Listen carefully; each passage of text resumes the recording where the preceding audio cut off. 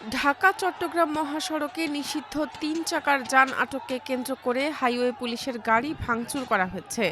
৯ June দুপুর ১২টার দিকে কুমিল্লার বুড়িচং উপজেলার নিমসার বাজার এলাকায় এ ঘটনা ঘটে।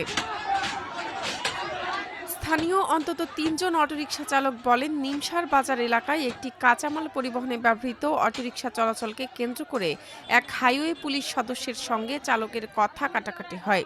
এক পর্যায়ে অটোরিকশা চালক ক্ষমা চাইলেও এক পুলিশ সদস্য ক্ষুব্ধ হয়ে গাড়ির সামনের গ্লাসে আঘাত করেন।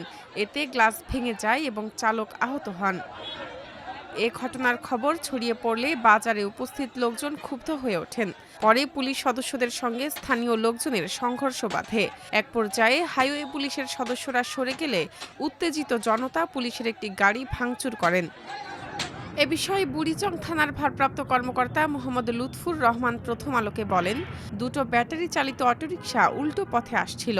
এ সময় ময়নামতি হাইওয়ে থানা পুলিশের সদস্যরা অটোরিকশা দুটিকে থামায়। তখন আরেকটি অটোরিকশা দ্রুত গতিতে যাচ্ছিল। পুলিশের সদস্যরা ওই অটোরিকশাকে থামাতে বললে অটো চালকের সঙ্গে পুলিশের বাকবিতণ্ডা হয়। ওই সময় যখন করছে অটোরিকশাটা উল্টায় গেছে, আর উল্টায় যায় যে ওর গায়ের উপর পড়ছে বা ও আহত হয়েছে, ড্রাইভার আহত হয়েছে।